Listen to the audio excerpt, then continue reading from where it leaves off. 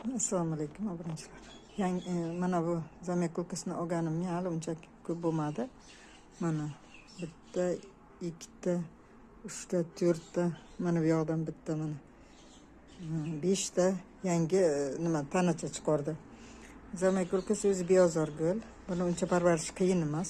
Faqat suvni ko'p qo'ymasangizlar, har doim nimasiga qarab turish kerak. Uncha suv ko'p qo'ymaslik kerak. Bir marta yaxshilab qo'yish kerak. Keyin shundan 20 kundan keyin bir marta suv qo'yish kerak. Bu suvni uncha xohlamaydi. Suvi ko'payib ketsa, tomiri nimasi, kartoshkasi chiriydi.